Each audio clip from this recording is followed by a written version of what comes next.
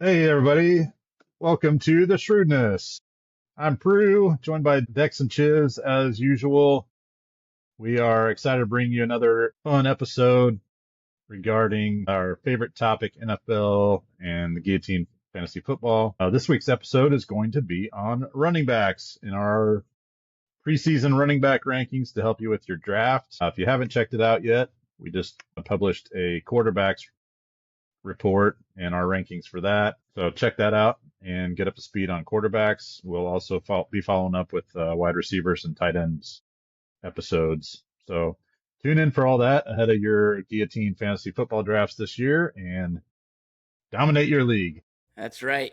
Now we got to look at the ground and pound guys. So if you didn't get Lamar Jackson or Josh Allen or Jaden Daniels and you need someone else to run the ball for you, this is the list for you. So everybody's going to be starting a couple. So again, just kind of preface, this is going to be a little bit different than a standard list because we're going to be doing PPR based and for guillotines. We want higher floors. So week to week, we're trying to eliminate those bottom 25 to 35 performances. We want to try and get as many as the top half as we can with our top guys. So we're going to go through pretty much 3 tiers, and then the 4th tier is everybody else, and we'll highlight kind of some of our favorites for those. As we go through tier by tier, we'll highlight a couple players and kind of run it that way for this episode. I'm pretty excited about the running backs. You know, we're going to have the 4 tiers like we usually do. We'll show our Shrewdness Pros average, and then we'll talk about how we deviate from Fantasy Pros. But, you know, this is a really interesting position. And the reason why is if you played fantasy football back in the day, you know, back when you had to calculate getting a USA Today and writing on a piece of paper. Emmett Smith and Ricky Waters every time, right? And you're winning leagues. Barry Sanders. Everybody had a bell cow. Yep. Every single team had a guy that was going to get 25 to 30 carries, just beat the heck out of the ground with the running game. And like his backup may get like 2 or 3 carries. Like it was like you had a guy. And now there's very few guys. There's very few guys that are just like, I'm on the field every down. I'm going to get the rock every time. Just doesn't happen anymore. And if it does, they're not around for very long. So they got you get 3-year a lot of shelf tandems, right? You get a lot of tandems. And so in Guillotine, you got to start 2 running backs at least, right? And so they become very premium very quick. And so that's what we'll talk a little bit about when you get to these tiers. And guys we consider truly elite, which there are very few. And then we'll move down from there. So let's start with that. Let's start with the elite. So we've got a varying list of elites when you look at the 3 of us. We range from 3 to 6 players that we would call elite or tier 1. So the 3 that we all have, Prue, what's the commonality here in the 3 of us? Yeah, so the 3 of us did our independent rankings. We talked about this a little bit on our quarterbacks episode, but we all kind of independently ranked our running backs in this case, 1 through like 40 something, 50 something. And then we took an average and kind of saw, average position that we had each player ranked. Number 1 turned out to be Saquon Barkley. Probably not surprising. No surprise. Followed by Bijan Robinson and Jahmyr Gibbs. So all 3 of us had those 3 as top running backs in varying orders. Yeah, not surprising to anybody probably. Those are also the Fantasy Pros top 3 running backs. Yes, we do not vary from them. Although Fantasy Pros has Barkley at 3, we have them 1. Yep. I think we're right and they're wrong because they have Gibbs at 2, and I like Gibbs, but in the Patreon portion, we were talking a little bit about this. The only thing that bumps Gibbs down for me, and he's 3rd on all of our list, so we are in agreement on that, is 1 David Montgomery. Yeah. He eats too many carries and touchdowns. Too many carries and like down the goal line, too many poached touchdowns. And now we have a new offensive coordinator. Who's going to be getting those touchdown carries, those goal line carries? I don't really know. And nope. Maybe it's David Montgomery again. Probably. It's been his role. But at the same time, I don't know. Maybe they go with some other dude. I mean, it's an unpredictable scenario right now with the new offense coordinator. He's going to be good. Don't get us wrong. Jahmyr Gibbs is going to be awesome. Oh, yeah. But when you have another guy that's going to vulture your stuff, and you can say, well, what about Jalen Hurts and Saquon Barkley? I got you. Yeah. I hear what you're saying. But Saquon's still going to get like 20 by himself. Yeah. It's just he would have had 30. And it's just different, right? So Jahmyr Gibbs is still going to be really good. We're just worried about his touchdowns because that's a big part of week to week expectations. And having that high floor, you need to have someone to get most of the touchdown carries at the goal line. We're just not sure. That's right. Just not sure and about if you that look one. at these guys, the reason that I had Barkley 1, Barkley was the number 1 scoring fantasy running back 4 weeks out of the 18 last year. So that's pretty good. And in 2 other weeks, he was number 2 and number 3. And then 1 week he was number 5. So he had a top 5 finish in 7 of the 18 weeks of fantasy football. The lowest he had was 34, and that was probably a split time week or a time that he had some injury issues and was out some, because that's a rarity. Yeah. Don't forget, when we're saying 34, there's a lot of running backs every week in the NFL. Yeah. So, Yes. when you look at the bottoms of these, if you're top 30, that's really good, because you're going to have anywhere from 60 to 80 running backs that are registering carries every week. Yep. Good point. And Prue, you had something you wanted to say? Were you going to make a point on Jahmyr Gibbs or one of the other guys? I looked at, so I had Barkley second. It's a close race between all three of them, really, but I bumped Barkley down a little bit because when I look back at the average scoring for both Bijan Robinson and Jahmyr Gibbs last year, they probably didn't like light it up and finish, first every week, but they were so close to their predicted fantasy score You're every absolutely week. right, Prue. They're really tight compared to, what they were supposed to do. And with my number 1 pick, I want a guy that I know that I can count on every week. I don't care if he wins me the league. I just don't want him to lose me the league. Yeah. And so I want the guy that's going to finish, right where he's supposed to within a couple points every week. To your point, Prue, the lowest scoring week he was 22nd. Gibbs. For Gibbs. So that is phenomenal. What about for Bijan? I thought he had a couple duds, like a couple of absolute eggs Bijan early. had one where he was 28. Was that week 1 or week 2? I thought he killed somebody early in our league last year. His first 4 weeks were rough. He went 19, 15, 20, 26, 28. Yeah, that's what I thought. He had a rough start because he was available in a lot of leagues last year. Then he went 3, 9, 4, 9, 1. So he had a really torrid tear there. Maybe that was once Kirk Cousins left the offense and Michael Penix came in. It might have been what happened, because it was a big shift. It was a match. And then after that, he only had one week. After week 5, he only had 1 week where he was over 16th in the league. So that is very solid. Okay. So again, if you're wanting a guy that you only have one chance to get these 3 guys, right? Yeah, they're all going early in the first round. You may not have any chances to get them. First 7 picks, probably, right? First 7. So if you get, with your first pick overall, you want a guy that you know you can count on every week. And, Barkley has the potential to win you the week by himself, but those other 2 were just super consistent last year. And week to week, you can count on them to give you what they're supposed to give you.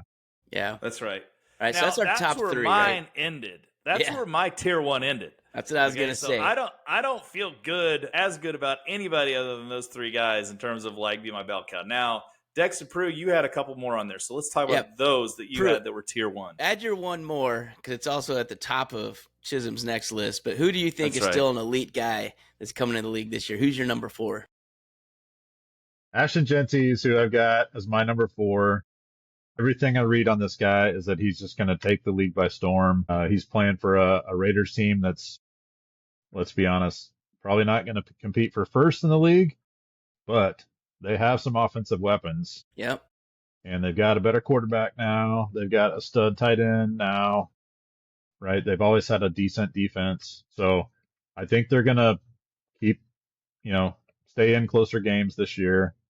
And he's a beast. Yeah, Well, he's they real didn't good. draft him as high as they did to have him sit on the sidelines. That's for sure. So That's he's going to right. get the rock for sure. Yeah, I mean, when you look at his competition, I mean, Raheem Mostert, all right, he's had some seasons. That dude's old, man, and he's not real sturdy. And I Yeah. think he'll get some carries, don't get me wrong, but Genty's going to get 90% unless there's something wrong with him. I mean, when you look at his can't imagine workload. Mostert's going to steal much from him. No, that's what I'm saying. He's certainly not going to get sniped on the goal line. So Genty is going to be a humongous part of that offense. It's just not going to be anyone else. I mean, Mostert's not going to steal stuff away. You don't want to Pete guess Carroll, how old man. Mostert is? I thought he was like 32 or 33 Yeah, or something. 31 was my guess. 33. 33. You don't He's see pretty many old. 33-year-old running backs. Yeah, taking getting a carries lot of away from the totes. 22-year-olds. It's not happening. No. So that's who Pruitt's got 4. I've got Genty. He's still my – so I have 6 guys that I feel pretty comfortable about.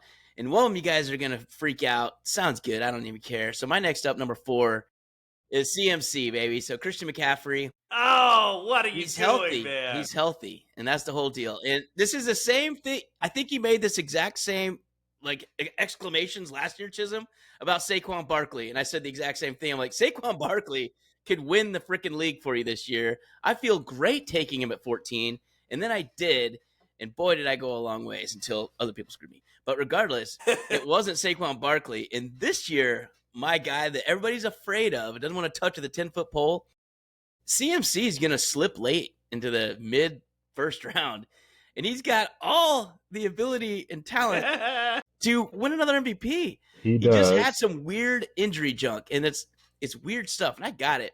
And that's why I don't have him top 3. Last year, if you recall, though, people were taking him first overall anyway, Yes. no matter what, Yes. even with an injury risk, because like he'll be Yes, back they in were. week 2. Knowing he was coming in injured, he still went number 1. I know. Right? But this year, he's not hurt at all. And everybody's like, oh, God, oh, hell no, I'm not touching him with a 10-foot stick. I will take that. So just like stock market, when things are down on a good value company, CMC he's a value company, babe, and you can get him for a discount this year. So instead of wasting that first pick last year, you can probably get him. I bet in some leagues he's going to go like 10th and maybe even a few picks later. So I will say I'll jump on that. 3.5 games he's healthy, he could tear it up. That's for sure. He's certainly going to move you to the next week. Man, even when he went out, his last game last season was just so hard to watch. It's just such a weird thing because he had just housed like 80 yards in the first 2 drives. And then he goes around the corner and just lays down. I'm like, no. Non-contact injury. Yeah. He just had a bunch of weird junk. But I like him. And then the only other guy I've got in the top tier, I'm waffling on this too, by the way. I like him. You should waffle. Boy, does he get hurt a lot. So Devon Achane for Miami. And here's why you have to like him. And it's not a mystery. He catches so many stupid balls.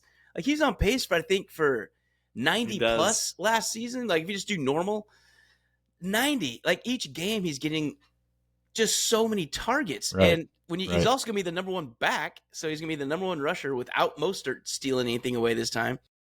So he's going to be leading the back, and he's going to be all the like. Just remember CMC with Carolina. That's what I see this as. Like, oh, hand off. Oh, just go to the right, go to the left. He's going to get so many catches in a PPR league. You get 4 catches for 40, and then you rush for 40. Yeah, that's 4, 8, 12 points, and you haven't done anything. A little 5-yard screen pass. Yeah. Is a 1.5. Exactly. Well, and they add up over the course of a game and a week, and they can save your neck. And unless he gets hurt, which is the thing, right? Achane only had, when he's healthy, he is a beast. He was 3rd. This is ranks at the end of the weeks. 3rd, 2nd. Then he got hurt.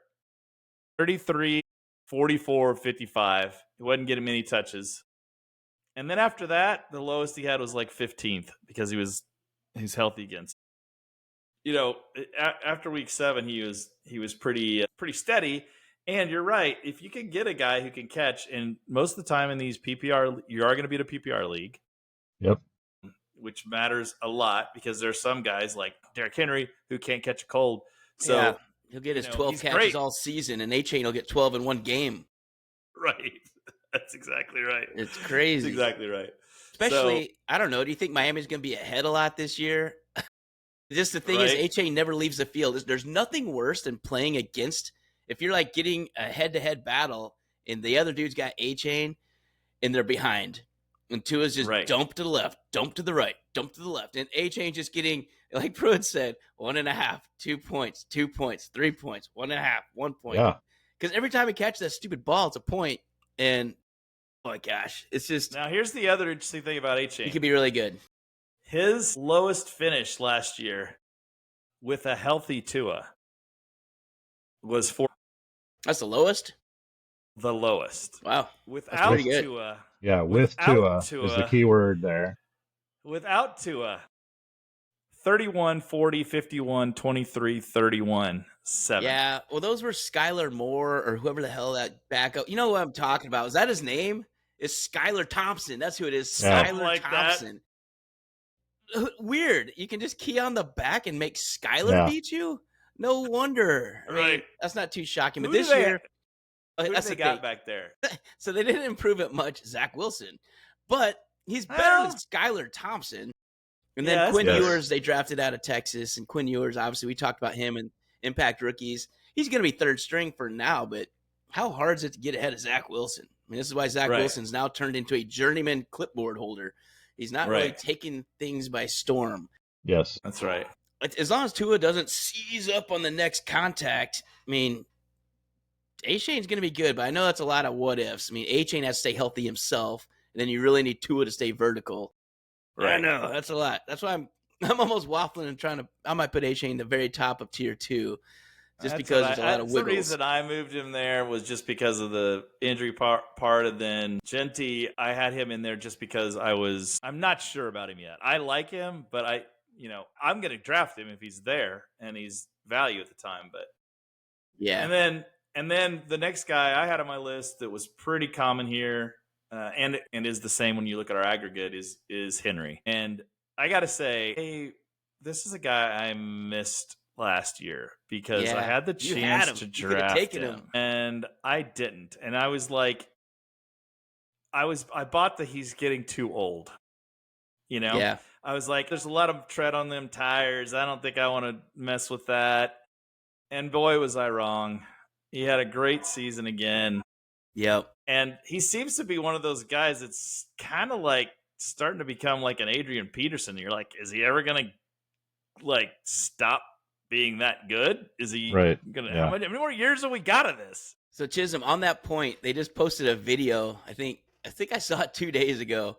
Derrick Henry back to running hill workouts. He's I sprinting up saw this- those hills. That's Yes. what I was saying. I was like, what? That's not a hill, man. That's kind of a wall. You're more scaling than running up. No, it, it's but- crazy, right? Like, and I mean, this guy's, I think he's 31 years old, which is quite long in the He's tooth a for an NFL running horse, back. though. He's just such a massive, so big big. specimen. Yeah. Yeah. Yeah, He's closer was- to being a horse than a human. He's just so That's darn right. dang big.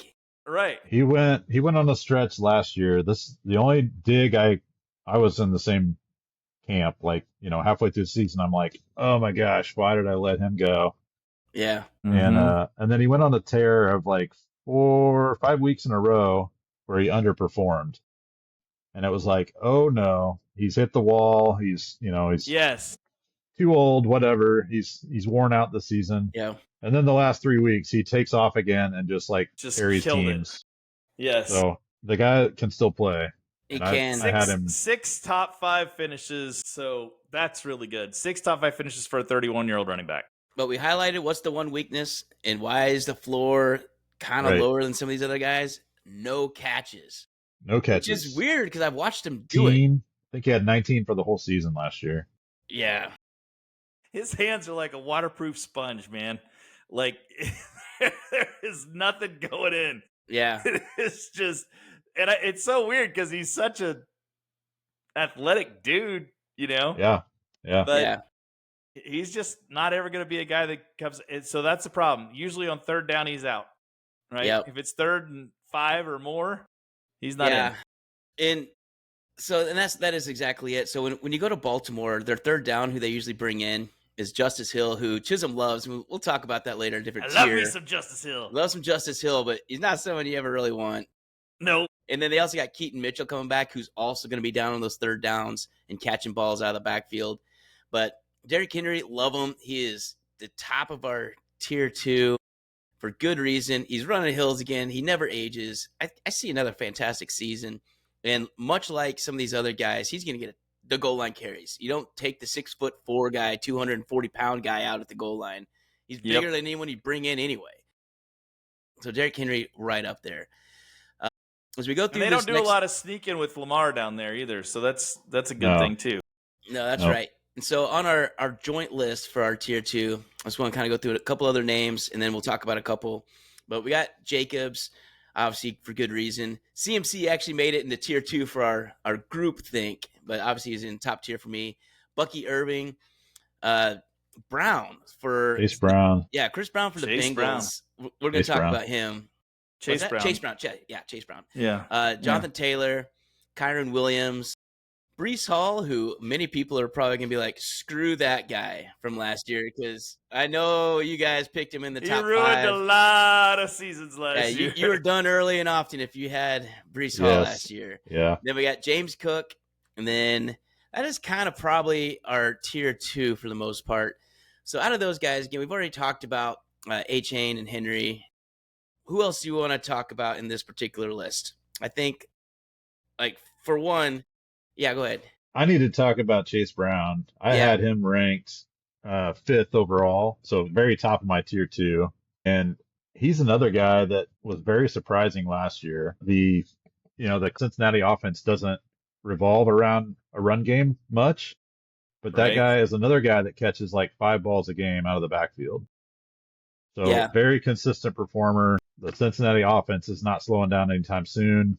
Teams, double or triple team Jamar Chase, and that leaves guys like Chase Brown open. So it is. I predict he's going to have another great season. I have him near the top of my tier 2 rankings. Ain't no near. He's the top of your tier 2. You got him ahead of A-Chain. So that's right. And I kind of like it as we kind of talk through. He's healthier. Yeah. Healthier than A-Chain. And again, my default position is you want consistency, you want predictability, you want reliability for those first couple picks on your team. Yep. It sucks having to scramble week 2 because your dude went down. I know, and he's not going to be the sexiest pick. So Chase Brown, he's moving up lists. Don't get me wrong. When you start looking around, and I think a lot of people are starting to see the same thing. Samaje Perine, are you going to be afraid of him taking all the work? I don't think so. Right. And Chase Brown he's electric. If you watch him play, I mean, he can get it. He's so smooth out of the backfield too, and he catches it. And I don't hold a little grudge against him. He may or may not be the reason I lost the league last year, because he just kept catching the ball in the fourth quarter. Yes. He had 5 catches for 40 yards. I had such a humongous lead. There's no way I was going to lose that game. Yeah, nope. That's how Guillotine works, baby. They start catching those dump offs in the fourth quarter during Guillotine theater, and it's over. Stop throwing to him. No, just anyone else. Somebody How about cover Jamar him. Chase? Try that guy out. Yeah, but Chase Brown, absolutely, he's awesome. So I like him. So that's one of the ones I want to highlight too. Chisholm. I know we kind of like these guys, but when you are looking at, so Jacobs is someone you have pretty high up. So you got him 7th overall, right behind Derrick Henry, and actually ahead of CMC. Talk to me about Josh Jacobs. Why do you like him in Green Bay this year? You seem to feel higher than some others do. You got him higher than Fantasy Pros. I like him a lot. He had 15 touchdowns last year. I like that a lot. He had 1,300 yards last year. And, he was like over the last 6 or 7 games, he averaged enough to be like the 3rd top running back in fantasy last year. So he finished really strong. And I think that team got better. And I feel like they're going to have more options at wide receiver. We've highlighted that in one of our previous episodes, which you should listen to. Shameless plug. But so I think there's going to be more threat of a passing game, which is going to open up even more running game for Jacobs. I always thought he was a guy that got kind of a raw deal in Las Vegas because they were just so bad and they didn't have any weapons, and he But still had really good seasons. he led the league in rushing with the Raiders. Right. And everybody knew he was Despite getting the having ball. no quarterback. Yeah. Which is another reason we like Genty for the Raiders. Yeah. Jacobs already showed you can win a rushing title when you're the only person on the team. So that's right. So yeah, should be good. I like him a lot. Who's somebody you like out of this second tier? I know you have a couple highlighted here. Anybody you want to talk about specifically? So the other one I like a lot. It's not just because it's a sexy new toy. Omarion Hampton. We talked about him in our rookie preview. And then if you watched last week, he got a couple carries. I think he got the first 3 carries for the game for the Chargers. But man, in a Jim Harbaugh offense, this guy, and you're like, well, he's not even number 1 on the depth chart. Yes, he is. Pretty much is. It's not Najee Harris, okay? I mean, okay, he's there for right now because they're going to make him earn his spot. Right. Hampton's going to earn that spot. Oh my gosh, is he good? Yeah. Again, in our preview of him, we showed the kind of the highlights and talked about it. His balance, he is so smooth. He can take a hit. He just bounces, man. He just goes straight left and then keeps running. It's just unbelievable. And he's going to get the rock all the time. He's going to get all the goal lines. I mean, Najee might try and steal a couple, but probably not too many. I think Hampton probably bumps him out too and says, no. That was my drive, man. I'm going to finish this off. So I think Hampton is something to look at. I don't say this lightly, but I think he might be the biggest running back that I've ever seen that is as agile as he is. Yeah. I mean, he just bounces off guys and somehow keeps his feet. Yeah. It's amazing. Yep, he's got a good line. I'm excited to see what he can do in the NFL. I really am, and you're right, Dex. He is going into a perfect situation for him because absolutely his coach would like to run it every play, if possible, and will. But he figured long-time college coach that just that's what they do. They run the ball. Believes in it. First big round time. pick though, right? I think what do we say is like 22nd or whatever it was. But Omarion Hampton is someone I really, really like. So I have him 13th, but I could definitely see myself. I mean, if I'm looking between Jonathan Taylor, Kyron Williams, and him, and if I can choose one of those 3, I'm not going to be mad if I get Omarion Hampton. So that's not bad. That's kind of the group I've got him with. I don't know. And then that's one I like a lot. One that I'm on the fence. I kept him in tier 2 just because we always talk about potential. You got potential. Breece Hall. He screwed everybody last year, and again, we're looking for value. You might be able to get a dude who's a top 5 talent, and they should be a better team. Justin Fields, they're going to be running the ball. I agree. Like at the end of the day, like that team had no threat throwing the ball last year. No. And so it makes it really tough. Rodgers was throwing the ball, but just not throwing it real well and looking very old. He just couldn't move. He was a shell of himself. So I think having Fields, who is a guy who likes to scramble too, is going to make it a lot more unpredictable for defenses, and I think should open up some more holes for him. So I think he's going to have a bounce back year. I really do. He's too good to not be better than he was last year. Yeah, and Braylon Allen, so I know some of the listeners out there might be saying, well, what about that guy? He did really well when he got the opportunities. That's true. And that's why I've got him at the rock bottom of tier 2, because Allen did look pretty good. And it might be more tandem than we want it to be. And if it's more tandem than we want it to be, and it's really, truly a split situation there. The dreaded split for fantasy. But you could easily see him slipping down to tier 3, right? So that's the thing. He's got potential to be a bell horse cow and just carry you. He gets a lot of catches out of the backfield. But the problem is Braylon Allen looked pretty good last year, given opportunities. I just don't know. Maybe the camp will do it. Maybe he'll take an injury. But that one I'm kind of waffling on. We got him at the bottom of our tier 2. Question for you, though, on that.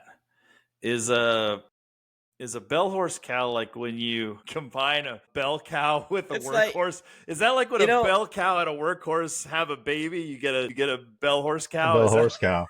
So that makeup commercial where they're talking about like the pony, a multi-talented, small-boned horse or something.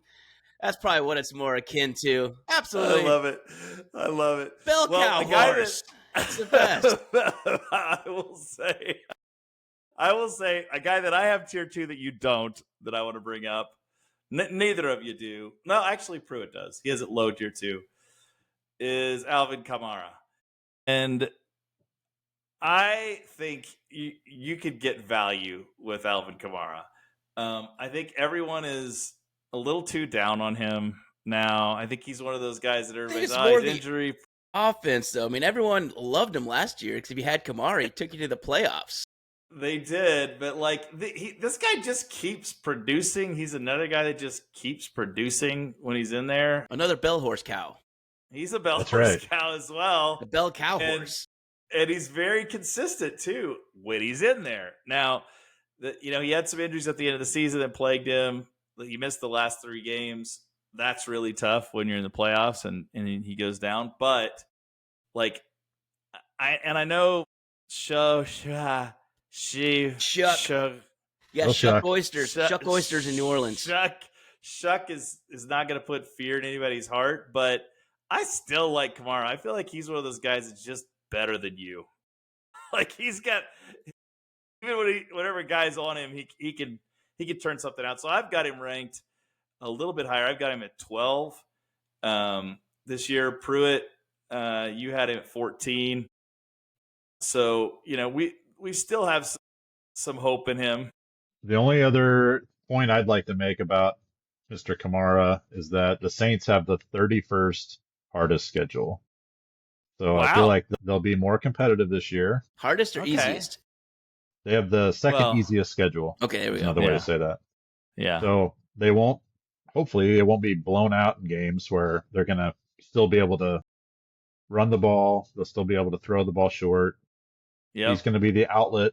Quarterback's best friend is tight end followed by a stud running back. So that's right. He'll still be productive. It all comes down to injury status and if he can stay healthy. And I mean, who's after him? Devin Neal, the new guy they drafted. Kendra Miller. Kendra Miller. Like, it's a bunch of guys that, yeah. And then the ever popular Cam Akers, who never dies. He just goes to another team as a 4th string. Like, I'm still here, boys. I'm just 3 Achilles away from starting again.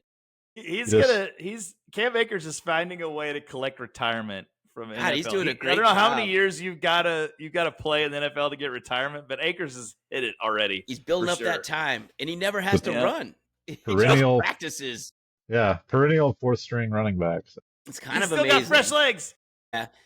All right, I think we'd be doing a disservice if we don't talk about 2 other ones on this list. So Jonathan Taylor for the Colts. And he's so talented and so good, but there's kind of some quarterback issues there. Is it going to be Richardson or is it going to be Daniel Jones? And no matter who it is does it even matter? And then he gets hurt a lot, man. Jonathan Taylor gets hurt a lot. It's hard for me to trust that guy. And again, he's on so confidence talented. scale, he is, and he could be the top running back in the league this year. Yeah, and we got him in the middle of tier 2, and you're like, wow, that's really low. Okay, I got you. He just makes me nervous. That's what's up. It makes me nervous. And I don't know if I trust that Colts offense that much. Talk about the variance factor. That dude has the huge variance factor. Like here's Pruitt 223 touchdowns, and here's 22 yards and a cold calf. Like, well, totally. That hurts. Like he is you do not know what you're going to get. And that's the kiss of death. Because based on talent, he's a top 5 running back probably. But Yep. I agree. But he's there for us, and that's kind of why. The other one, I just want to touch on quickly. Kyron Williams, we like him. There's nothing wrong with him. Gold Domer. And he just got a 3-year extension, so that's always good. So they're going to continue to feed him the rock. And he's got a great work ethic. So it's not like he's going to take the money like, whew, now I'm going to sit on my retirement checks and start pulling Cam Akers checks. No, he's going to be really good. I like him. Let's just say he was Blake Corum is really good too. And he's his backup. They keep drafting running backs. I don't understand what they're doing because they keep drafting running backs and they sign him to a 3-year deal. I'm like, what are you doing? Like, how many backup running backs that are promising do you need? Well, Jarquez Hunter is the one you're talking about, so they drafted him, and he's their 3rd right now. But Blake Corum also good, and I think it's going to be. I'm afraid of a 200 to 300 monster. I just don't want a Hydra to come out of that backfield. Yeah, and Kyron Williams, and it could happen. It is. I think he wore down a little bit, though, and it started showing. His numbers were tanking a little bit, and he kind of rallied back at the end. But there's a couple chunk weeks in there. He became available widely in Guillotine in the middle of the season because in the middle of the season he had a lull, and he's not a big guy. Yeah, and so the wear and tear does matter. Corum's a lot bigger. So I do get scared about that. I'm a huge fan of his because I was Especially a huge for fan in goal college. lines too. He might lose the goal line. He'll do all the work and then not get to punch it in for 6. Well, that's what I could see. Is I could see them saying, "Hey, we need to save him some," and so when we get inside the 10, we're gonna put Corum in and start bruising. So, Yep. But I'm a big fan of him, and he doesn't have stinker games. He only had 2 weeks where he was above 20 in the rankings. So that is like lower than 20th. Yeah. Like lower than 20th. Yeah. Yes, that's right. No, 2 weeks lower than 20th. He only had one top 5 though. Yeah, he's just comfortably a high floor, right? He is. And that's not too bad. Again, for fantasy, especially Guillotine, that's humongous. That's what you're looking for. The last guy I want to hit up in this tier is. Oh, do you got one more thing on that, Prue? Nope. I was going to make sure we hit up one more guy. Yeah. It might be the same guy. Yeah, is Go it ahead. James Is it Cook? the same guy? James No. Cook? Nope. Okay, No. I want to talk about James Wah, Cook. wah. No, but here's why, though, because if you're listening to the news right now, he's asking for a contract extension. He's asking if he Yes, wants to he get is. paid. And when they start getting in this situation, sometimes they decide, well, I'm just not going to show up. And that would be Yep. horrible. So James Cook, I also think is going to take a little bit of a step back. He had a lot of touchdowns last year. And I love James Cook. I had him on nearly all my teams last couple of years. I just like him. I mean, I think because his brother Dalvin played for the Vikings, I'm a little biased. Yeah. So James Yeah. Cook is going to be very good again. The problem is that last year, if you remember, Ray Davis and Ty Johnson started getting a lot of full drives. They were getting the whole Yeah. damn Yeah. drive, like not just Drive a me series. nuts. It was like, no, man, I'm going to be the whole third quarter, and you're not going to see James Cook. Oh. You're like, oh my God, I only need 4 points though. What is going on? He's not even on the field. He's over. His Yeah. helmet's off. He's not even holding it. Like, what are you doing, James? Are you done for tonight? And the problem So is, true. when they got up big, they also took him out.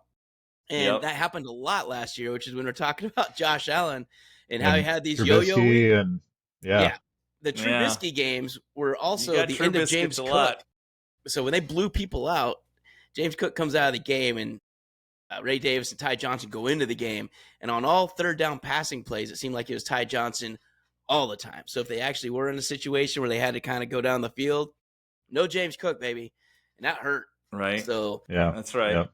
that's the other one. So, Prue, go to talk about the last Yeah. one, then I guess. Yeah, the last one that I don't know if you guys picked up on this, but we all had Bucky Irving ranked about the same. Yeah. And we exactly lined up with Fantasy Pros on where we had Bucky Irving ranked. We did. You're right. Crazy. So what do you think makes him stand out this year? How's he going to contribute to Tampa Bay? So Bucky Irving, if you watched the end of last season, became a must play. Became all the time. He was getting the 4 to 7 catches a game. He was running for 100 yards a game. And even with Baker throwing to Evans and Kate Otten, he was still getting his. So the offense was kind of going through Bucky Irving, which was, I think, surprised some people because Rachaad White was the one people are drafting at the beginning of the season. Yeah. And by the middle, Rachaad White may have been a flex at best for you, but Bucky Irving was your RB1. And you felt awesome if you had accidentally drafted him or picked him up on waivers early. And this year he's going to start that way. So the expectations are high, but he's also just really shifty, man. He was never getting just laid out. Like he wasn't running up and just getting drilled by linebackers and safeties. He's pretty elusive and he's got great hands. Interesting stat on Bucky. You don't think of him as like the pass catching back necessarily, but He did though.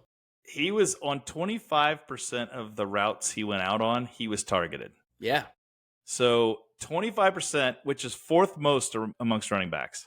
So when he's going out, he's a primary for Baker. So like he's going to catch a lot of balls, and he does have really good hands. So I love that about him. And this is I was a guy who had Rachaad White. Yeah. And I was like, why are they not putting Rachaad White in? And then you Right. watch Bucky, like, oh, he is pretty good. Right. I think that dynamic is flipped. I think it was Yes. the Rachaad White show on third down and so forth. And this last Agreed. year, about week 5 or 6, it was like, wow, Bucky can actually catch, and he's 5 years younger. That's right. And he can pass block. Oh. That was the thing at the beginning. I think he Yeah. was working on was pass blocking.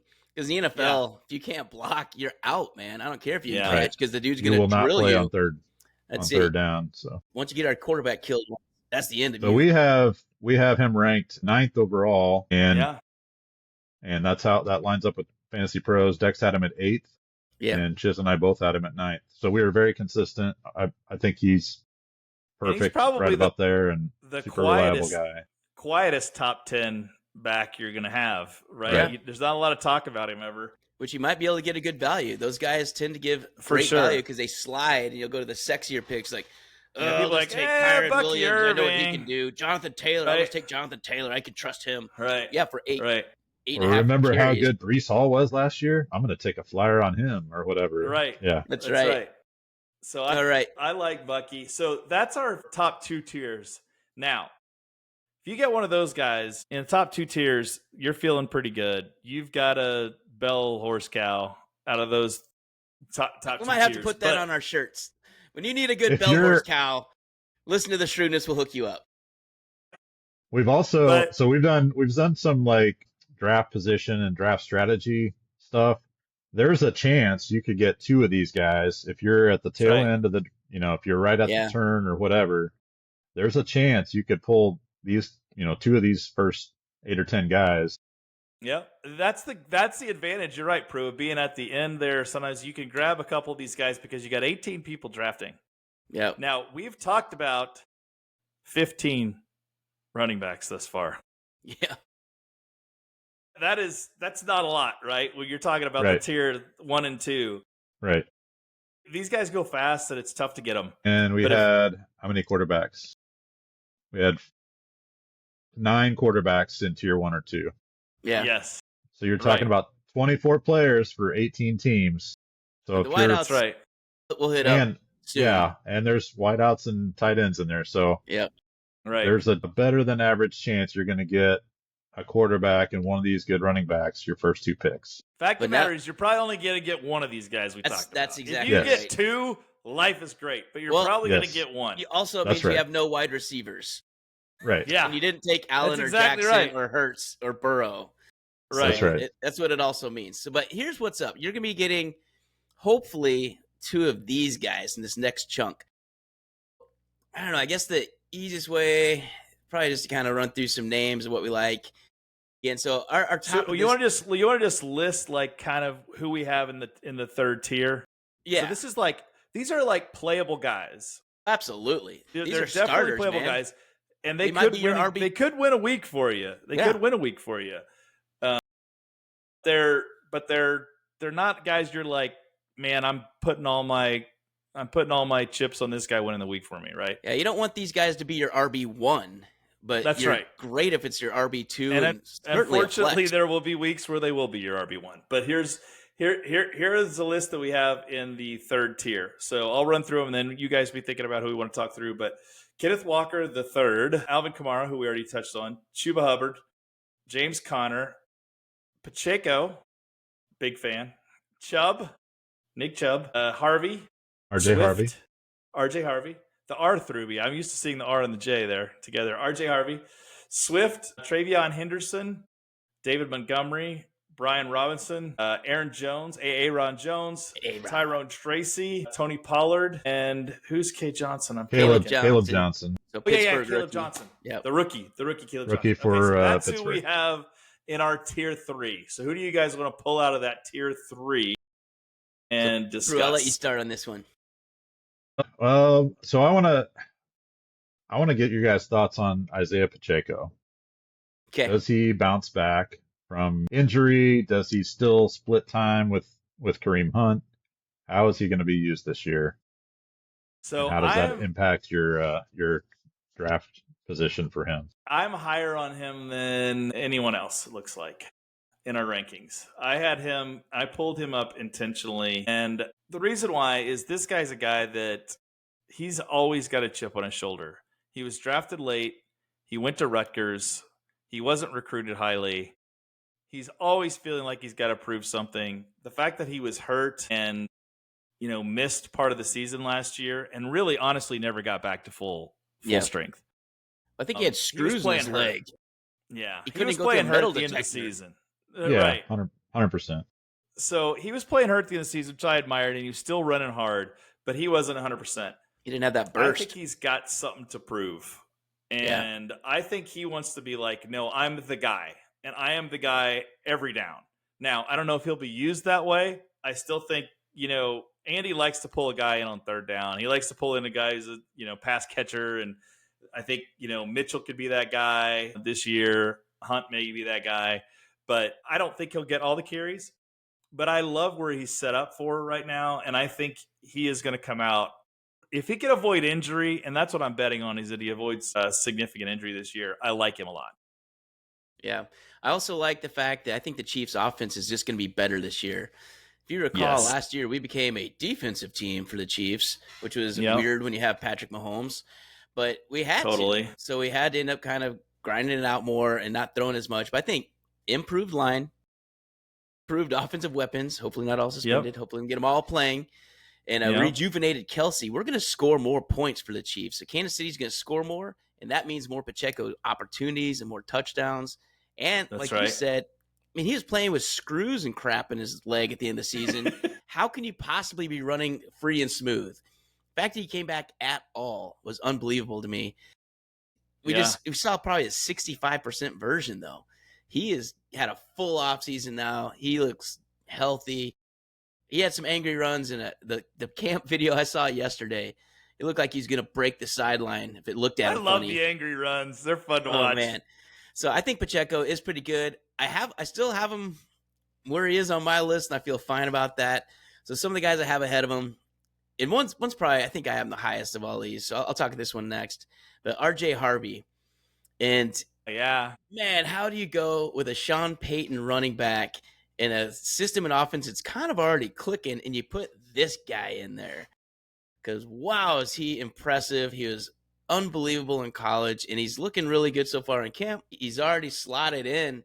He's the one, man. He's the one. And the thing is, so you're like, well, they also have J.K. Dobbins in Denver. Don't forget Dex. I'm like, yeah, I know. But he's second. And J.K. Dobbins might snipe some touchdowns. I don't like that aspect of it. But I think this Denver offense is going to be pretty good. And RJ Harvey catches the ball. And all you have to do is run through all of the Sean Payton running backs. Just go through those in your head. And then think, why did they draft this guy so early to use him just like that? So totally. I'm not saying he's going to be Reggie Bush. I'm not saying he's going to be Alvin Kamara in like year one, but damn, he can be pretty darn good. And as a tier 3 guy, okay, sign me up for that in my flex spot or RB2. I feel comfortable with him there. But I like RJ Harvey a lot out of Denver this year for all the reasons. I think just great system, great coach, and it's already clicking. They're not going to have to like, well, we hope you can make it work. He doesn't have to make anything work. He just can be used a lot. So what do you guys think about him? Do you guys have anything else to add about RJ? Hey, I think he's going to get most of the carries. I think he's going to get most of the carries. And if you could find a running back that's going to get most of the carries on a team, you should be eyeing him in your draft. And play third downs. Yes. Right? Absolutely. That's one of the I guess pros for RJ Harvey is that he's, I think, going to play on third down, which means more opportunities for catches, which translates to some big weeks. Absolutely. So, they have to play the Chiefs twice, but other than that, I think he'll have a great year. So a guy I want to call out here, and I have higher than you guys too, is, and he's not sexy, is Tony Pollard. And the reason I want to call he's not sexy, he's on a really bad team. But he's got small hands, he's kind of slow, and he doesn't catch well. But here's what I like about him. But he's on a terrible team. But he's on a horrible team. But at least he has a rookie quarterback. That's exactly what I was going to say. So last year, he got 70% of the snaps. So they leaned on him heavily. And did so much with it. Do I think they're going to lean on him less with a rookie quarterback? No. I think they're going to lean on him more with a rookie quarterback. So I think Tony Pollard is going to become much more central to the offense. And I do think Ward is a bigger threat at quarterback. I think he, not early, he'll have rough games, but I think as the season progresses, he'll find his footing, take a little pressure off Pollard. So he's a guy, listen, I'm not like, I can't wait to draft Tony Pollard. But if you're looking for value, he'll be rest one of those. Of your league is going to be like Tony Pollard. He's not sexy. He's not a highlight reel. 70% of the snaps. 70% of the snaps. Okay? And the thing is, he'll be that spot. The whole list will be crossed off, and it'll be Pollard, and then everybody below him will be crossed off. Right. So you're gonna get a pretty value deal. I mean, Like we have a round or two late. Yeah. Right. He's in the 20s Totally. for us, but he'll He's probably gonna go be value 30s for you. you. Yeah, Absolutely. he's the one nobody wants. But again, that's why I have him substantially lower. He's in my tier 4 because I cannot trust that offense. If you don't have opportunities, it's just hard to get many stats. And it's not like he's going to have the lead in these games, be able to run out the clock and get you those garbage yards. No, he's not going to get. I don't know. He doesn't really catch that many passes either, so he's not going to be junking those things at the end of the game because they will be down a lot. I mean, they drafted one for a reason. I don't know, man. They're not a good team. But I hear what you're saying. He could like have some value, though. He's on the field. You got, at the end of the day, that's true. Showing up is 9/10 of it, right? So if you can be on the field as running back, like you at least got a chance to get the ball, right? So that's a big deal for running back. So that availability is a big deal. Yeah. Yep. All right, here I want to do one more fun one out of this tier, and then we'll go to some more values. So, because I think he'll go a little high. Travion Henderson for the Patriots. Yeah. Oh boy, I'm so excited to see what this guy can do in the pros. Because wow, he just ran away from everybody in Ohio State. And what would you say is 7.2 yards per carry last year? Yeah, and he also caught the ball and took everything to the house. That was even higher. Yeah, he was incredible athlete. I think Judkins was the lead back, supposedly, and also very good for Cleveland. We'll talk about him here in a second, but Travion Henderson is electric, and he's got Ramondre Stevenson ahead of him. I got you. I think it's going to be a tandem. It'll be a tandem that you'd want both parties, though, right?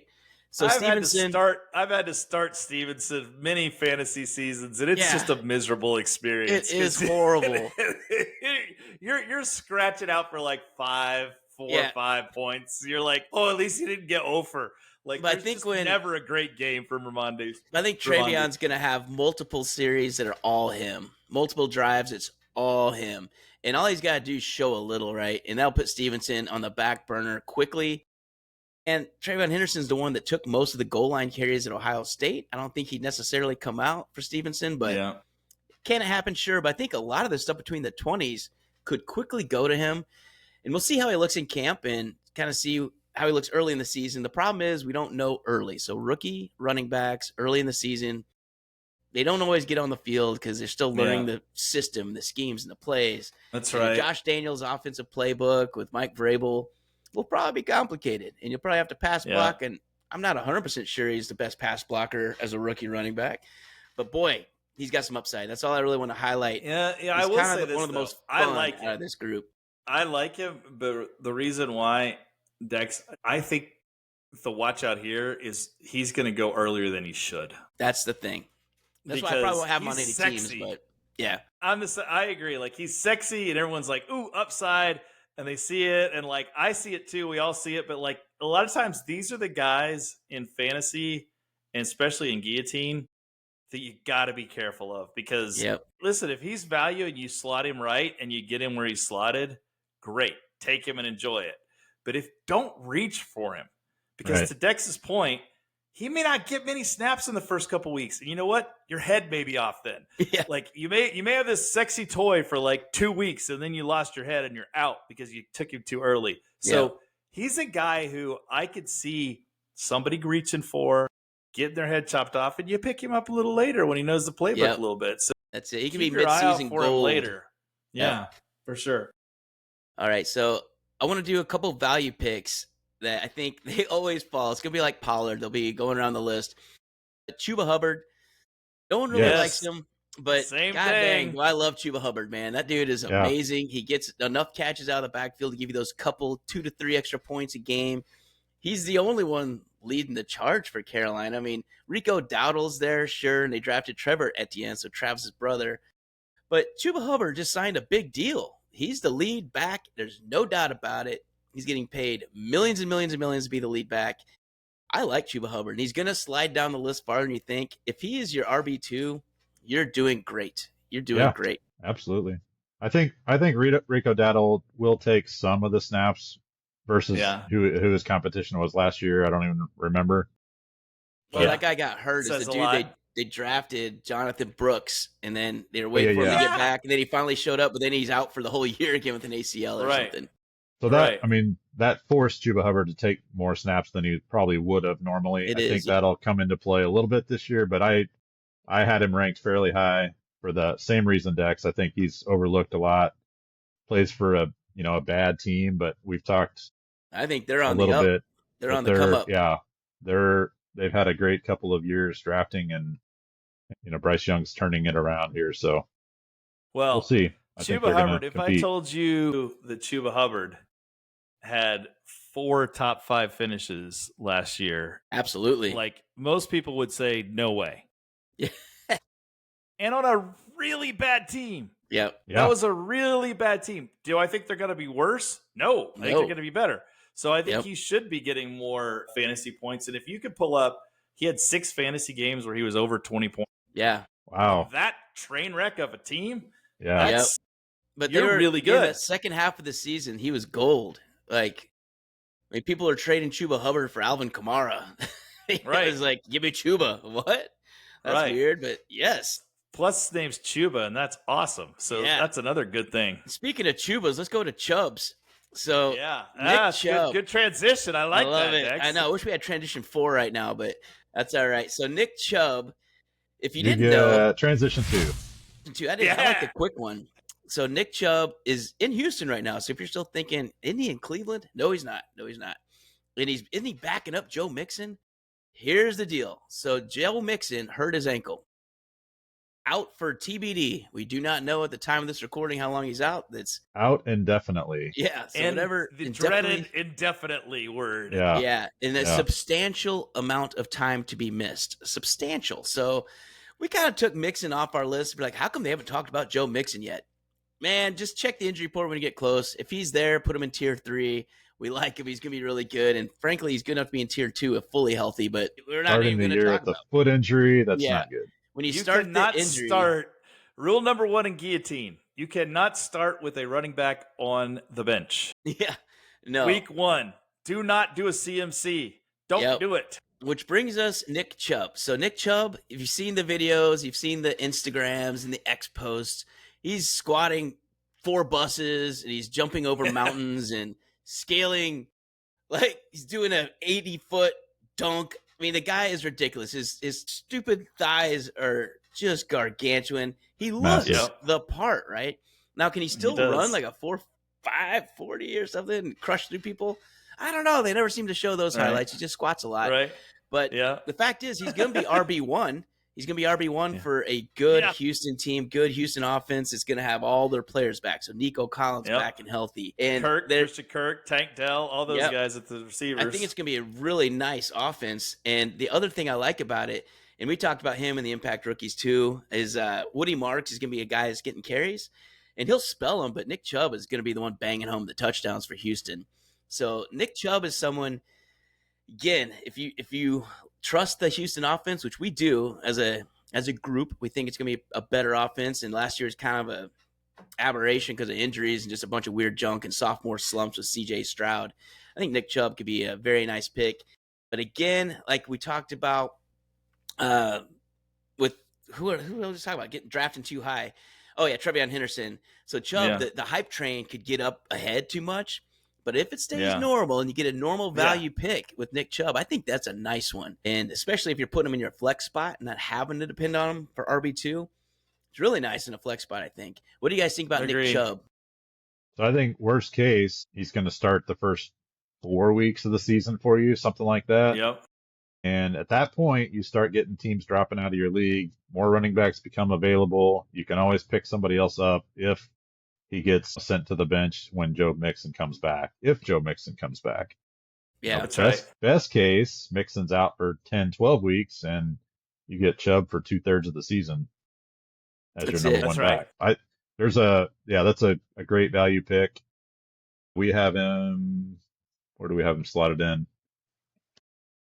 We first have overall, him 21st. Yeah. So that's about the right spot. If you have to reach up there around 16, 17, I'd probably leave him alone. But if he's there at 22 or higher, go for it, man. Take a chance. Yep. So here's a guy I do want to talk about in this tier. And I'm still not 100% sure what I think about him, but I think what I'm reading I like. And it's DeAndre Swift. I was going to go there Now, next too. Here's why. Okay, if you remember, DeAndre Swift had a really good season when he was in Detroit with Ben Johnson as his offensive coordinator. Matter of fact, I was just reading the other day, he had 70 targets. Yeah. Whenever Ben Johnson was his offensive coordinator. Where's Ben Johnson now, you might ask? Tell me, Chiz. He may have come to Chicago. And what did he not do during the offseason? Get another running back, which a lot of people kept saying, oh, maybe the Bears need a running back. Bears need a running back. He didn't get another running back.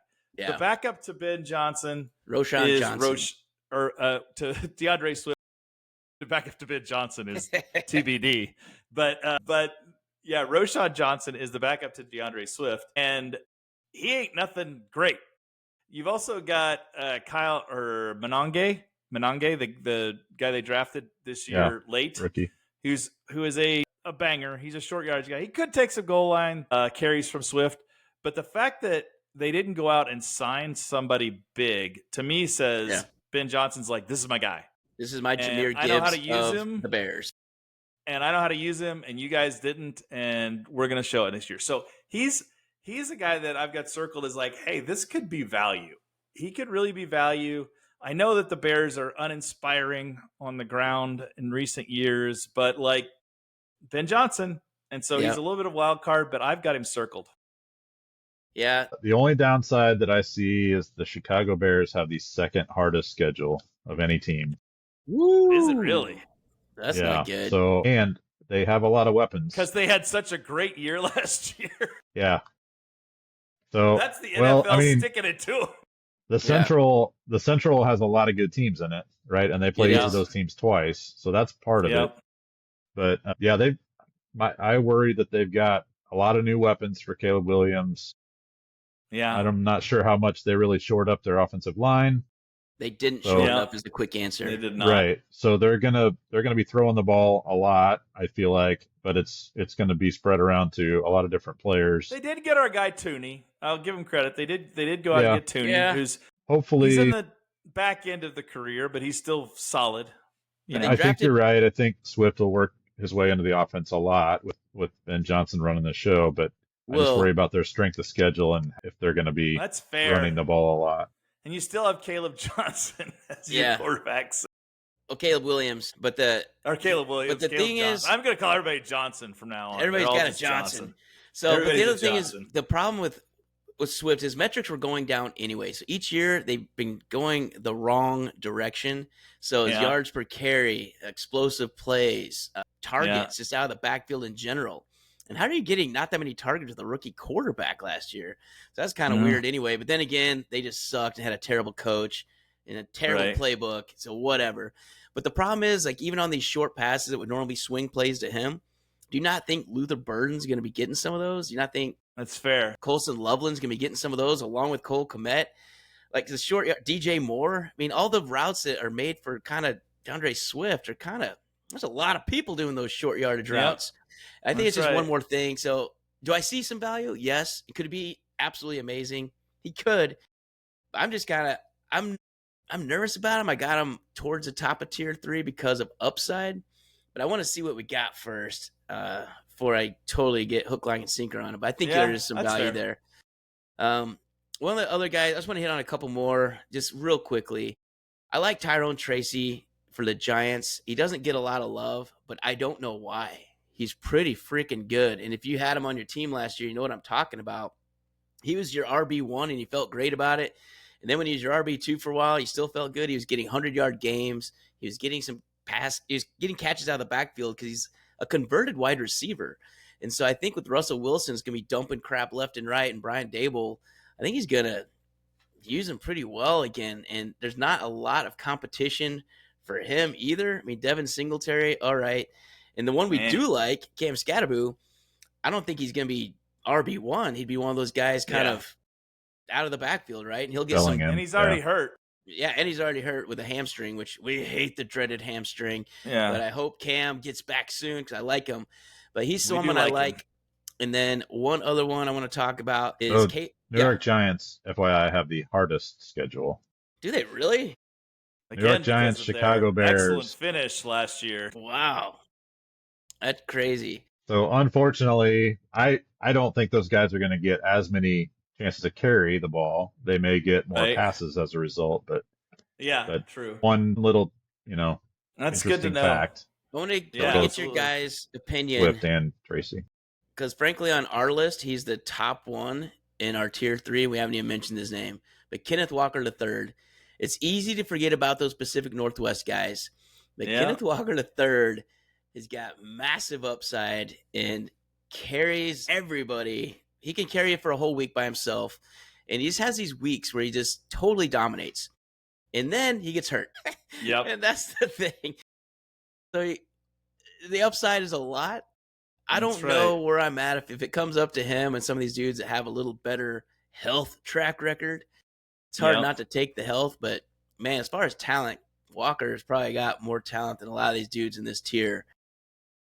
What are you guys leaning on for him? Is he someone you're gonna be targeting if he's next up on your list? Do you take him or do you keep looking around and who else is in that pocket? He's very Bucky Irving-like for us. We all had him ranked about the same, and we line up pretty well with Fantasy Pros too. That's right. Yeah, he's slotted about right. I like him way better than Kenneth Walker II. He's way better than that guy just than didn't his dad deliver. was.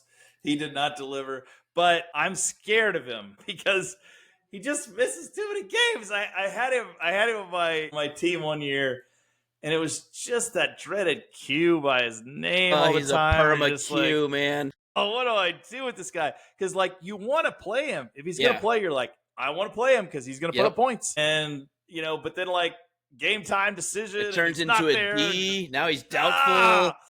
He tweaked something in pregame warmups. I'm like, no.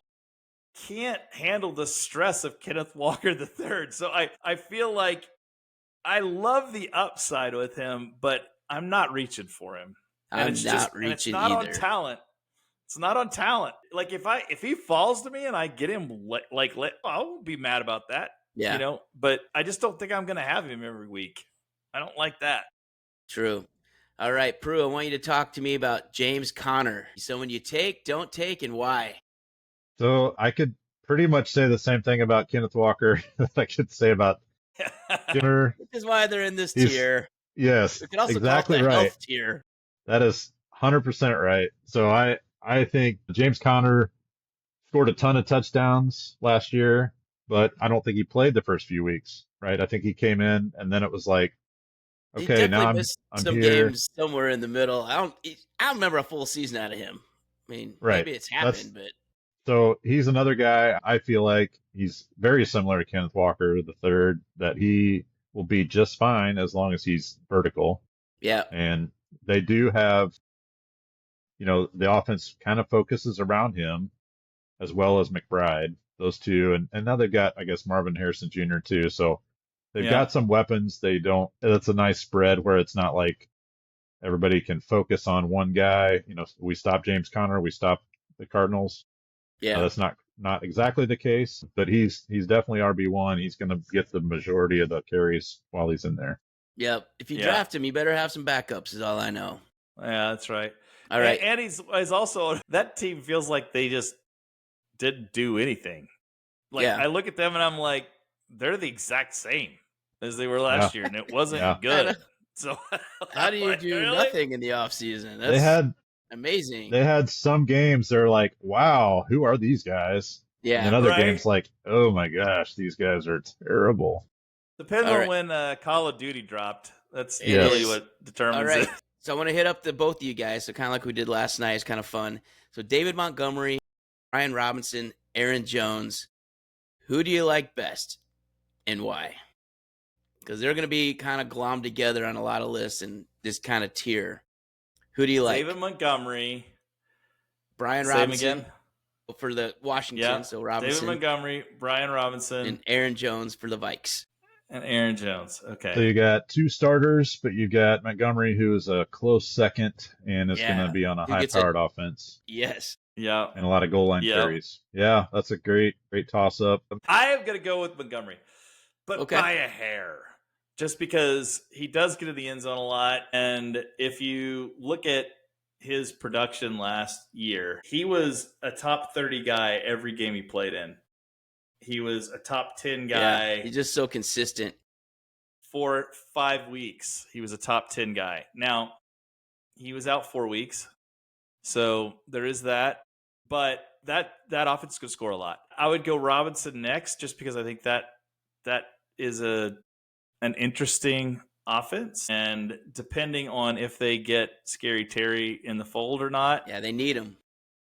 that could affect how I draft him. Yep. And Aaron Jones, I think, is done. He's done. I think.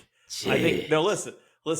I know what you're gonna say. You're gonna no. Here's what I mean by that. I think that this by week 6, Mason's the guy. Jordan Mason's pretty good, and I am glad they got him. I think Aaron Jones is on fumes, my man. I would say he's a distant third. It's a really tight race between Brian Robinson and David Montgomery for me. I would almost lean toward Brian Robinson. Yeah. And I'm not sure I can really even tell you why yet. I want to make sure that the Lions are really the Lions without Ben Johnson. Yeah. I've still got that kind of lingering in the back of my mind. So I think David Montgomery could be used. Yeah, exactly. I think Montgomery could be used a little differently, maybe. Yeah. Than he has in the past. He's also a little bit of an injury risk. I think the last couple seasons he's missed some games. Brian Robinson's the one. And if they don't have Scary Terry, they're going to have to reshift their offense around somebody. Well, they might have to run even more. His backup's Eckler, and he's really out of gas. Speaking of long in the tooth, yeah. Right? So on my own question, I think I have Brian Robinson by a hair over Montgomery, and then Aaron Jones for third. But I think if we're looking, again, when we look at good offenses produce good results, and that Washington offense, again, as long as McLaurin signs and is in there happy, that's going to be a really good offense. And they're going to score a lot of points. And the dude punching it in is going to be Brian Robinson with no one else taking those carries. I mean, Eckler, sure, I guess he get a couple goal lines, but in reality, unless he's gassed, Brian Robinson should be punching home 15 touchdowns this year, man. So yeah, I think I agree. So if you move to the last tier now, the tier that we have in red, which is our things are on fire. Football. If you're the reason they're in red is because your team is on fire. You're starting one of these guys. Now, every now and again, you're going to get a guy out of this. So I want us to highlight some of the guys that you see and you go, hey, this guy could be a highlight. Now, one I want to ask you both about, and that is the starting quarterback for the Dallas Cowboys, Javonte Williams. Running back, what do you guys think about, what did I call him? Quarterback. I love it. Hey, they're going to go Wildcat Javonte Williams. Here we go. That's what they're going to do. Forget Dak. Something would have to go drastically wrong for them to do that. Javonte Williams and the Wildcat. Starting running back for the Cowboys. He is the Cowboys. He is the one right now. How do you feel about him? I feel about as good as I did about Rico Dowdle being their one last year. Yes. That's a very fair way to put that. They're very pass heavy, and with Dak back in there, and with Dak digging some new tools this year, I feel like he's not going to get many carries. He may get some catches, but I don't know. I just don't feel like he's going to get utilized nearly as much as he did in Denver. Okay. Yeah, it's not going to be the focus. It's going to be CeeDee Lamb, and then maybe a little more CeeDee Lamb, right? And I just don't see the opportunities. I know the number one running back in Dallas Cowboys offense has plenty of value, but confidence, man, it's the confidence level that we're looking at. And he wasn't that good in Denver last year. I mean, he was fine. Yeah. He was fine, but I don't want fine. I want good. They're going to have Pickens now too, right? Yeah. Between Lamb and Pickens and Ferguson, I feel like that's a lot of pass catchers that are going to get. Yeah. Yeah. a lot of Yeah. opportunities It's that the running it's backs just I had not. to throw it out there because he's the number one running back for Yeah, the Dallas no, Cowboys, I, He's right? gonna be the one on the Like list. Again, everybody's crossed off all around him, and then you have Jay Williams. So, like, I guess he is the number one, Devontae had and you'll he only circle him. had one top 10 finish last year in amongst fantasy running backs. I didn't for know he had any. Denver. The fact he has one top 10 is For more than I Denver. thought he For had. Denver. Yeah, but Denver He wasn't had bad one. last year. How many did Rico Dowdle have for Dallas last year? Rico Dowdle had 4 top 10 finishes. Is that right? Wow. That's surprising. Go Rico. So- We sorry we sold you short, buddy. I Who even would've had him on my thought? team and I didn't know that. Huh, okay. Who would now he only had one top 5 finish, you know. Yeah. I'll take top That's- 10 though out of a guy on That's tier 3, tier 4. now how many top 10 finishes did Zeke Elliott have? Yeah. All right, let's end that one there. So I think for just to kind of close us out here, I want us each to name 3 dudes out of our humongous pile of red trash that could be gold. So you pick in there like, oh my God, you kind of scrape around and maybe it could work. So I will start to give you guys a moment to search through your list because I know I just kind of put you on the spot. But I think a couple guys to watch are Jordan James, and he is going to be arguably San Francisco's backup to CMC. And so if you're going to draft CMC, I know Isaac Grindo is the backup, but Jordan James out of Oregon, he's good. I think he could be really fun. So watch him in the preseason, see what it looks like. I think another one, speaking of injuries, and we made fun of him earlier, Jonathan Taylor is hurt all the time. His backup is K-State DJ Giddens, who is really good. DJ Giddens is super good. I'm excited to see what he does in these first couple preseason games. He's going to get a lot of carries because you know they aren't giving it to Jonathan Taylor. So take a look and see what he does. But Jonathan Taylor is a tweaked in the blank injury from DJ Giddens being a number 1 running back potentially that could have a lot of upside. Yep. And the only other one I want to talk about out of this pile, there's a couple more, but the one that I think has more upside is Blake Corum for the Rams. Kyron Williams, again, I know he signed, but I think it's going to be split carries more this year. I think it's going to be more of a tandem, and I bet he gets closer to, at least 40% of the carries as opposed to last year, which I don't even know if he got like 25. But I think that goes up this year. I think Kyron Williams' workload goes down a little bit this year, and Blake Corum could be someone just to take a look at and see what's going on. I know he's kind of a sexy pick last year too. It didn't pan out, but this year I think with a year under his belt, and that offense specifically, I think he could be something to look at. So out of the big trash pile, we'll go there because we're not going to go through 40 freaking dudes in this list. Yeah. So no, we're not. Please no. Chisholm, who do you Please like out of this no. pile? Well, no one. I'd rather have a solar-powered flashlight than most of these guys. Yeah, but who has potential upside? We'll probably not draft him in Gio, right? But it's somebody to keep an eye on. Okay, so I mentioned one of them, and that's Jordan Mason. I think he's going to be the starter by week 6. And I'm not going to draft him early, but I do think he's going to take over from Aaron Jones because I truly think Aaron Jones is out of gas. Not just because he's a Viking, but because I think he's out of gas. So I do think I like him a lot. The other 2 guys that I'll mention, I can't believe I'm mentioning this guy as bad as he looked last year, but Travis Etienne. Okay, Travis Etienne had a really bad year last year. When I look at his finishes, he just didn't put up anything. God, he was horrible to watch. I cannot envision that he has that bad of a year again. So this is what you were talking about earlier, Dex, buy low. Yeah. This is a buy low guy for me that I'm like, I think he's going to fall way down the charts. And he's a starting NFL running back. And his backup is Tank Bigsby. So like this is a value play here. And so if he's down there, he's going to get snaps. So I'm looking at him. And then the third guy, and this is just by default, honestly, because we were just talking about Dallas, right? And I think the rookie, Blue. You're my boy, Blue. Think he has the talent to be the one. Now, but he doesn't like to play football, though. I'm scared of him because of his work ethic or lack thereof. So I am definitely watching him in the preseason to see what happens.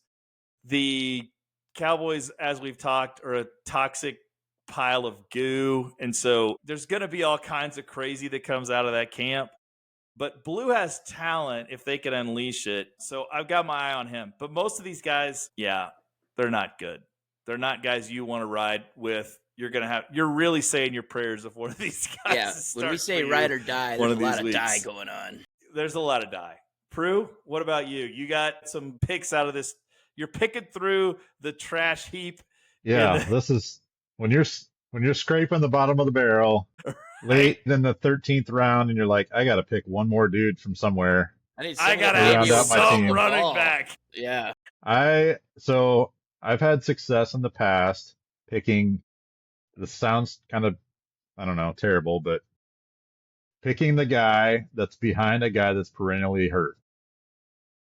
Yes. Right? We talked about them. Yeah. We talked about Kenneth Walker earlier. Yep. And Zach Charbonnet is a guy that can step right in and fill that hole. Right. If and when Kenneth Walker goes down. So I think there's some value late. Even with Kenneth Walker playing, there's some value in Charbonnet. He tends to get a couple catches and a couple runs every game. Yeah, Charbonnet in week 14 last year was the number 1 running back in the NFL. It was crazy. Yeah. That was an anomaly, but still, but he's got talent. He's got talent. So Zach Charbonnet would not be the worst pick you could, throw on your roster at the last minute. If there's nobody else available, for similar reasons, I think Kendre Miller for New Orleans, who backs up Kamara, got some similar type reps when he went down last year. And then we talked about Mason. I agree with you there. There's value in Jordan Mason. The other guy that hasn't been mentioned, I don't think, is Quinshon Judkins. I can't remember if we talked about him or not. No, we didn't talk about the Cleveland backfield at all, actually. I mean, Jerome Ford is technically the starter. It's just like their quarterback situation. Yeah, I think we were mocking earlier. I think they have 7 quarterbacks on their roster at this exact moment. Because, I wish you were kidding, but you're not. Shedeur is starting. So by the time this airs, he'll have played yesterday or the day before. And you're like, well, yeah, it's Shedeur because Flacco's out, Pickett's out, Gabriel's out, I think. Like, I don't know who the hell is vertical except for Deshaun, and he's on a massage table. So it's just hard to get anything done here. But how do you trust that offense? And so Jerome Ford, sure, he could do something of value. But Quinshon Judkins, he was Ohio State's other half to Travion Henderson. And he is a talented running back. But, yeah, I think he's slated as a second right now. Is he still second on the depth chart, Peru? He's still listed as number 2. I'm looking at the Fantasy Pro rankings. He's listed as the 43rd back overall, which we have him.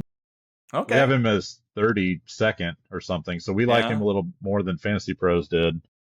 Somebody out of this ranking had him listed as 24th. I'm looking at kind of the higher overall, average picks, but I'm looking at, somebody thought he was the 24th best back in the league. Yep.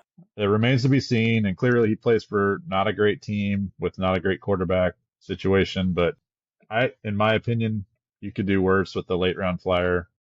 He's got some potential to jump in and take that spot. And he's a healthy dude that played for Ohio State. And I don't know. I think there's some potential there. I like it. That's good. All right, gents. Yeah. Well, we got to close this thing off so our listeners can get back to their draft and start taking some notes. But that's going to wrap up our Guillotine running back rankings for the Shrewdness. We hope you enjoyed it. If there's some guys you want to hear more about, and why did they not talk about fill in the blank guy? Well, we'll look into that. Maybe we'll bring it up in another episode. Why no Marshawn Lloyd? Wait, why not? Jaylen Warren. There's so many. And Jaylen Warren, there's some dudes out there.